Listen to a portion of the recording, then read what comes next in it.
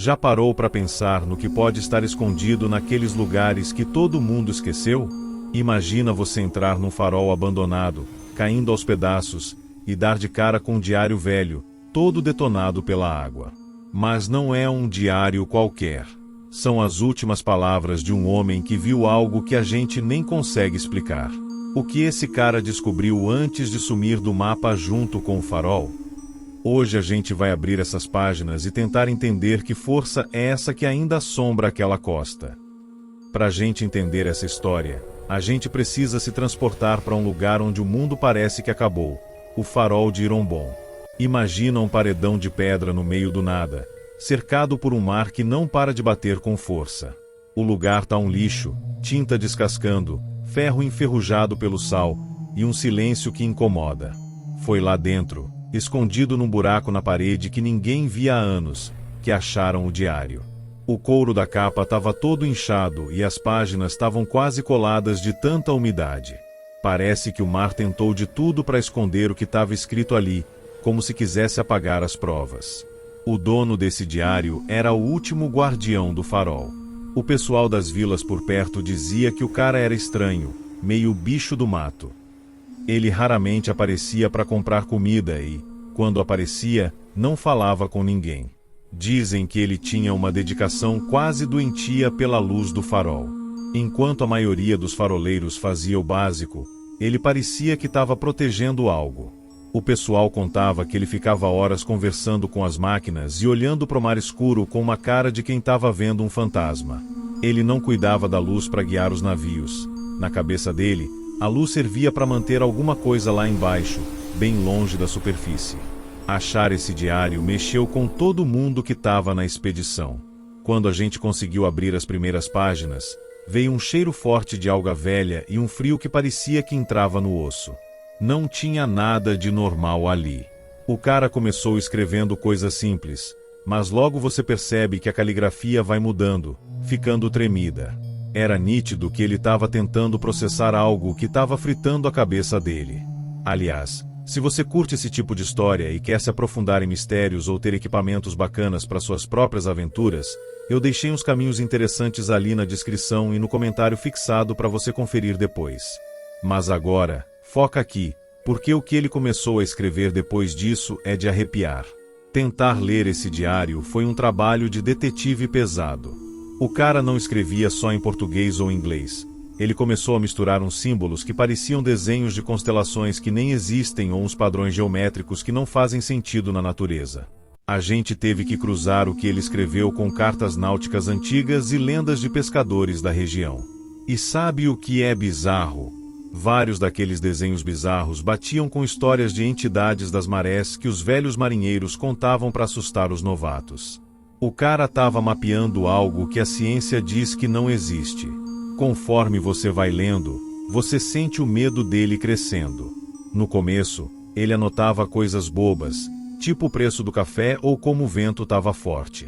Mas aí, do nada, o tom muda. Ele começa a falar de uns barulhos metálicos vindo das engrenagens e de sombras que pareciam ter vida própria dentro da sala da lanterna. Ele parou de anotar as horas e passou a anotar o tempo que o mar ficava em silêncio absoluto.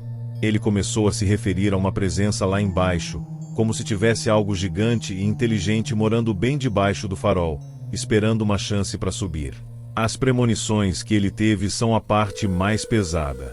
Tem um desenho no diário onde o farol, em vez de iluminar, parece que está sugando a luz de volta, criando um buraco negro no meio do mar. Ele escreveu frases tipo: "A maré não está subindo, ela está nos invadindo por dentro ou o sal agora tem gosto de sangue." Ele tinha certeza que uma entidade sobrenatural estava ficando mais forte a cada dia.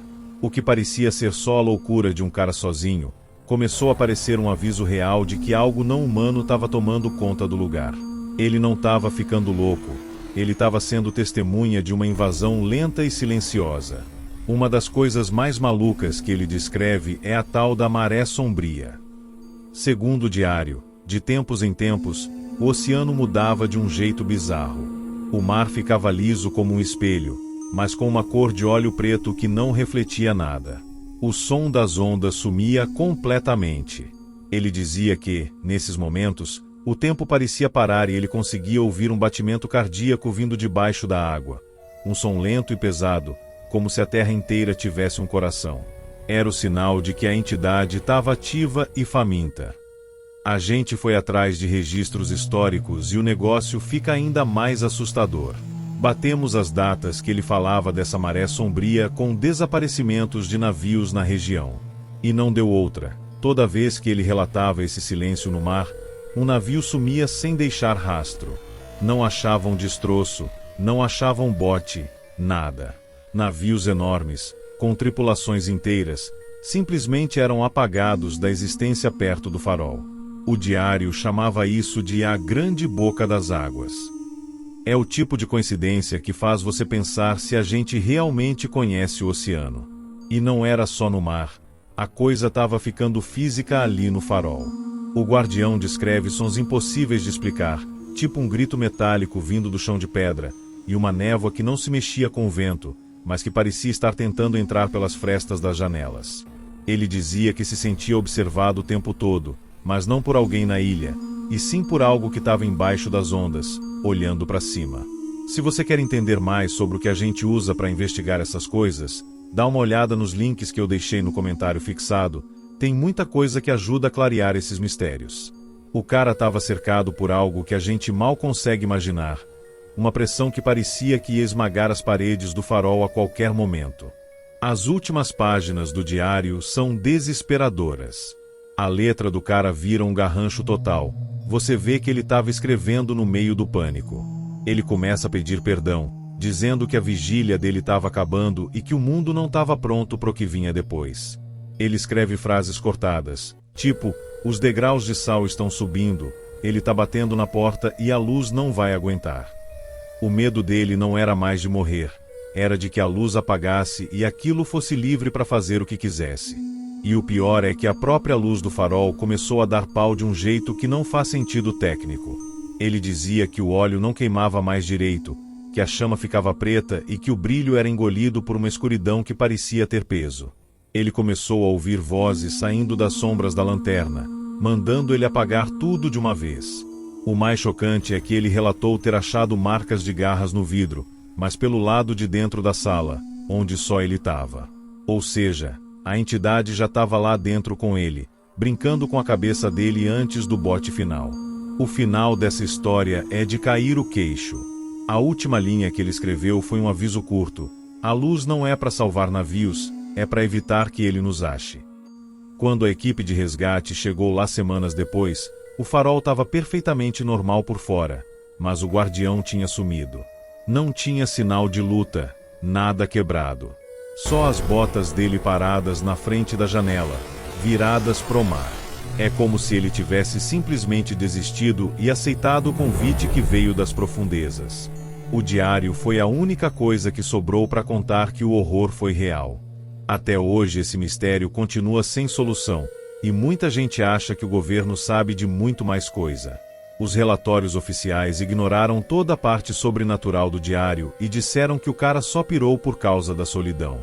Mas o diário conta uma história bem diferente, e muito mais assustadora. Por que o farol foi fechado para sempre depois disso?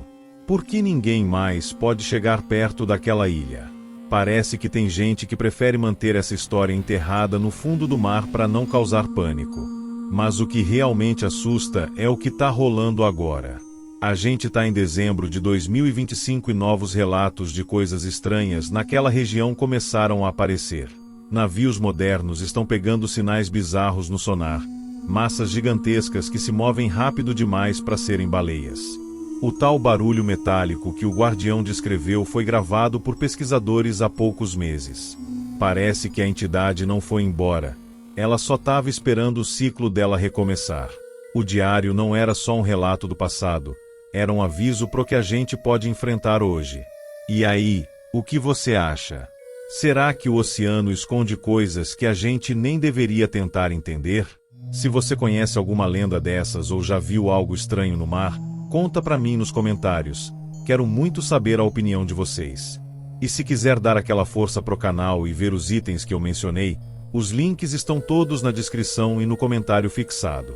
O mistério do farol tá longe de acabar. e a maré sombria pode estar chegando de novo.